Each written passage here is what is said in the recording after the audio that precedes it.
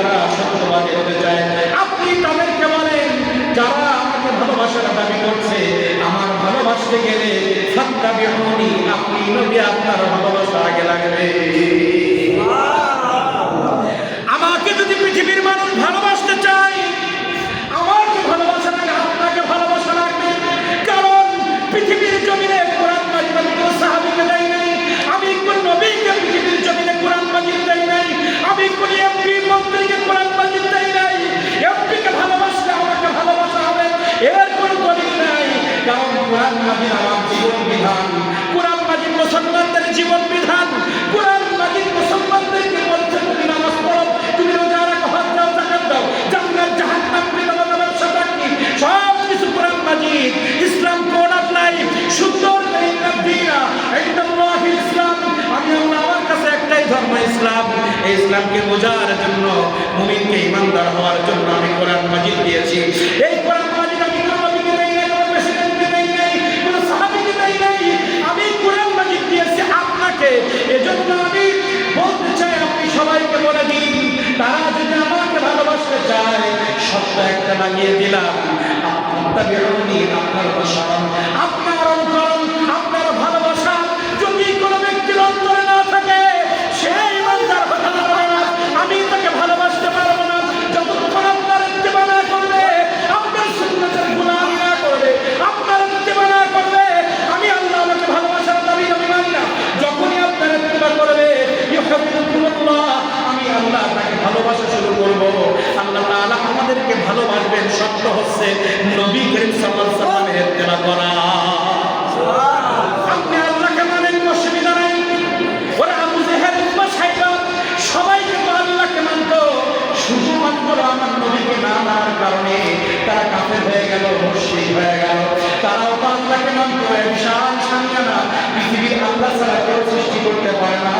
এই বিশাল সমুদ্র পৃথিবীর মানুষের দ্বারা সৃষ্টি করা সম্ভব নাই।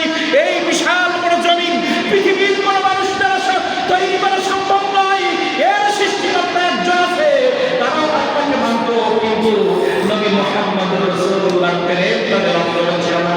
রাসূল করিম সাল্লাল্লাহু আলাইহি ওয়াসাল্লামের প্রেম ছিল সিদ্দিক আকবর, যার টাকা পয়সা নাই, সিদ্দিক আকবরের টাকা ছিল না, কিন্তু আবু জাহেল, উতবা, সাইবার আধ্যাত্মিক ব্রেন ছিল, ব্রেনের শক্তি ক্ষমতা ছিল, টাকা ছিল, পাওয়ার ছিল, শত্রু বাহিনী ছিল। সব থাকার পরেও হুব্বুর রাসূল না থাকার কারণে, রাসূল করিম সাল্লাল্লাহু আলাইহি ওয়াসাল্লামের মহব্বত, ভালোবাসা, প্রেম অন্তরে না থাকার কারণে, রাসূলকে মেনে না নেওয়ার কারণে, রাসূলকে প্রেম না করার কারণে তারা মুশরিক হয়ে গেল, তারা কাফের হয়ে গেল, চিরস্থায়ী জাহান্নামে হয়ে গেল। আর সিদ্দিক আকবর বলছে, হে আল্লাহর রাসূল, আমার ভিতরে কোনো কিছুই নাই, আমার কোনো টাকা নাই, আমার পয়সা নাই, আমার অন্তরের মধ্যে শুধুমাত্র একটাই সম্পদ আছে, সেটা হচ্ছে আপনি নবী, আপনার মহব্বত। নারায়ে তাকবীর, নারায়ে রিসালাত, নারায়ে তাকবীর। আবু জাহেল, উতবা, সাইবা বলছে, তুমি একজন সাধারণ মানুষ, তোমার নাই ঘর, তোমার নাই টাকা, তোমার নাই পাওয়ার, আমাদের পাওয়ার আছে, টাকা আছে, কেন একজন গরিবকে আমরা নেতা মানবো? কেন একজন গরিবের কাছে আমরা গোলামি করবো? তারা অর্থের দিকে ছুটে গেল, তারা টাকা পয়সার দিকে ছুটে গেল, তারা ক্ষমতার দিকে ছুটে গেল। আর ওমর ফারুকের পাওয়ার কম ছিল না, ওমর ফারুকের হাতে অস্ত্র ছিল, দৈহিক শক্তি ছিল। যখন রাসূল করিম সাল্লাল্লাহু আলাইহি ওয়াসাল্লামকে মেনে নিয়েছে, সমস্ত সম্পদকে লাথি মেরেছে, তিনি বলেছেন, আমার রাসূলের মহব্বত করতে গিয়ে, আমার রাসূলের ইত্তেবা করতে গিয়ে দুনিয়া ছাড়তে হয় ছাড়বো, ক্ষমতা ছাড়তে হয় ছাড়বো, দুনিয়ার ব্যবসা বাণিজ্য, স্ত্রীকে ছাড়া লাগলে ছাড়বো, কিন্তু রাসূলের মহব্বত ছাড়বো না।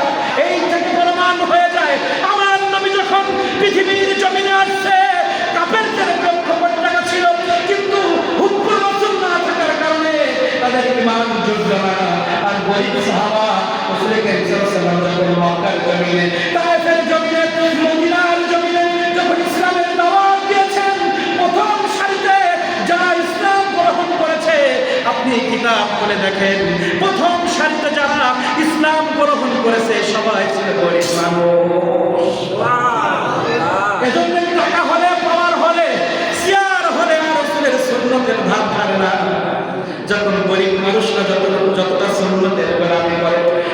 দেখেন এত ঘুমের পরেও হুব্বুর রাসূলের দিকে আপনি চাতক পাখির মতো তাকিয়ে আছেন।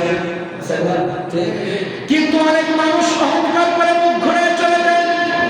ওজোর আমার থাকতে পারে, কিন্তু হুব্বুর রাসূল যেখানে হবে সেখানে কোনো ওজোর চলবে না। হাত নাই, তারপরে যুদ্ধের ময়দানে চলে গেছে।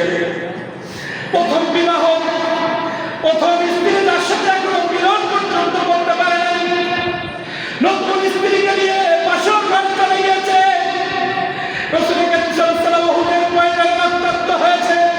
এই সংবাদ যখন সাহাবীর কানের মধ্যে চলে আসছে, স্ত্রীকে ফেলে রেখে যুদ্ধের ময়দানে চলে গিয়েছে।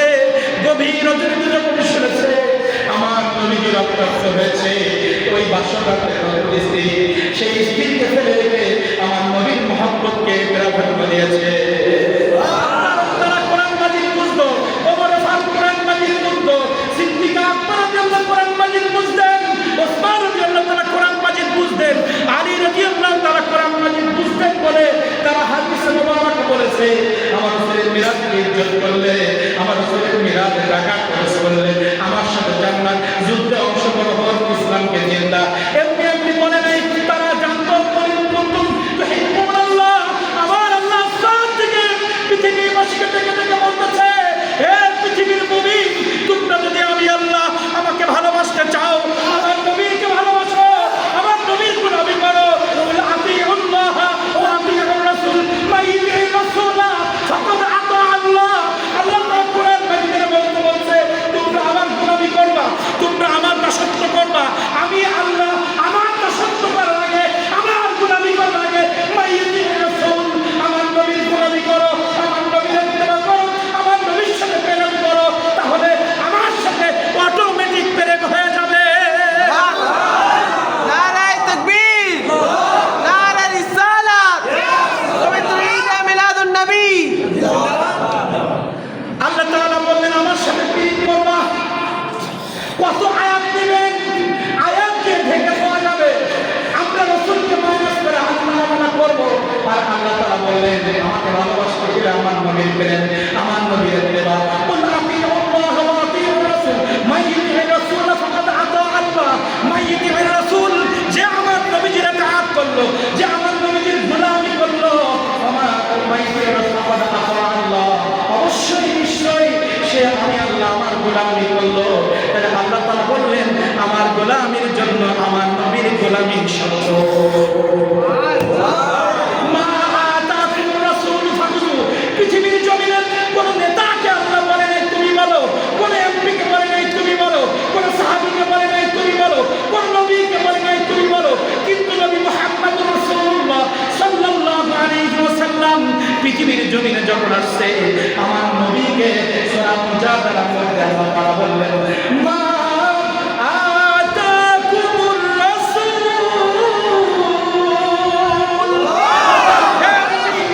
যা কিছু, এই মাটা আরবিরা বলে এমন একটি শব্দ, পৃথিবীর কোনো কিছুকে বাদ দেওয়া হয় নাই। মা মানে যারা পৃথিবীতে আছে সবাইকে আপনি বলে দিন মা আতাকুমুর রাসূল। আপনি নবী, আমি আল্লাহ না, কোরআনের মালিক আমি আল্লাহ, কিন্তু কোরআন মানবে আপনার মাধ্যমে। হজের মালিক কাবার মালিক আমি আল্লাহ, সাতবার তাওয়াফ করার কথা আমি কোরআন মাজিদে বলি নাই। আমার নবী যেভাবে তাওয়াফ করতে বলবে ওইভাবে তাওয়াফ না করলে হজ হবে না, কিন্তু আমি হজ করতে বলেছি, তাওয়াফ শিখতে হবে নবীর কাছ থেকে। আকিমুস সালাত, নামাজ পড়তে বলেছি, কিন্তু রাসূলের কাছ থেকে নামাজ শিখতে হবে। এজন্য আল্লাহ তাআলা বললেন হে নবী, পৃথিবীর মানুষকে আপনি বলে দিন মা আতাকুমুর রাসূল ফাখুযু ওয়া মা নাহাকুম আনহু ফান্তাহু। আপনি নবী পৃথিবীর মানুষকে যা আদেশ করবেন তারা যেন সেটা মেনে নেয়, আর যেটা নিষেধ করবেন তারা যেন সেটা থেকে বিরত থাকে। টোটাল কোরআন মাজিদের ভিতরে আল্লাহ তাআলা আদেশ করেছেন নামাজ পড়ো, সুদ খেও না, বিবাহ করো, জিনা করো না, ব্যবসা করো, হালাল করো না। নেগেটিভ পজিটিভ আছে। আদেশ নিষেধ যেটা আল্লাহ তাআলা আমাদেরকে বলেছেন, এই আদেশ নিষেধটাকে আল্লাহ আসমান থেকে এসে আমাদের জানিয়েছে না কোরআনে তা জানিয়েছে নবী মুহাম্মদুর রাসূলুল্লাহ সাল্লাল্লাহু আলাইহি ওয়াসাল্লাম পৃথিবীকে বাণীকে জানিয়ে। এজন্য আল্লাহ তাআলা বলছে আপনি যেটা সেটাই তাদের মানতে হবে। আপনি যেটা নিষেধ করবেন তারা সেটা থেকে দূরে থাকবে, কারণ আল্লাহ তাআলা জানে আমার নবী আমার হুকুমের বাইরে কথা বলবে না। আমার নবী আমার ইশারা ছাড়া মানুষকে কোনো অর্ডার করবে না। আল্লাহ রাসূল সাল্লাল্লাহু আলাইহি ওয়াসাল্লাম আল্লাহর হুকুমের বাইরে কথা বলে নাই, চলে নাই, কিন্তু তারপরে রাসূলকে দিয়ে বলাইছেন জন্য আল্লাহ তাআলা চাইছেন আমার নবীর মাধ্যমে আমার কাছে আসে। আমাকে নবীর মাইনাস করে আমাকে পাওয়া যাবে না। কুল ইন কানা আবাউকুম ওয়া আবনাউকুম ওয়া ইখওয়ানুকুম ওয়া আযওয়াজুকুম ওয়া আশীরাতুকুম ওয়া আমওয়ালুন ইক্তারাফতুমুহা ওয়া তিজারাতুন তাখশাউনা কাসাদাহা ওয়া মাসাকিন তারদাউনাহা আহাব্বা ইলাইকুম মিনাল্লাহি ওয়া রাসূলিহি। আগে বললাম সূরা আল ইমরান থেকে আল্লাহর ভালোবাসার জন্য রাসূলের মহব্বত শর্ত। এবার সূরা আনফাল খুলেন, সূরা আনফালে বড় একটা লিস্ট আল্লাহ তাআলা দিয়ে দিলেন। হে নবী ওখানেও বলেন আপনি বলেন, এখানেও বলছে আপনি বলেন। কুল ইন কানা বাকুম, তারা যদি চায় আমি আল্লাহ আপনি নবী আপনাকে মহব্বত করবে, এই স্বীকৃতি যদি তারা দিতে চায় তাদেরকে আপনি বলেন তাদের বাবা, তাদের মা, তাদের সন্তান, তাদের রক্তের ভাই প্রতিবেশী, তারা ব্রেন খরচ করে শ্রম দিয়ে যে অর্থ উপার্জন করেছে, এই অর্থ সব কিছু থেকে আমি আল্লাহ আমাকে নবী আপনাকে যতক্ষণ ভালো না মানবে তারা ইমানদার হতে পারবে না। আপনার ব্যবসা যদি রাসূলের মহব্বত বাধা সৃষ্টি করে ওই ব্যবসা বয়কট করতে হবে।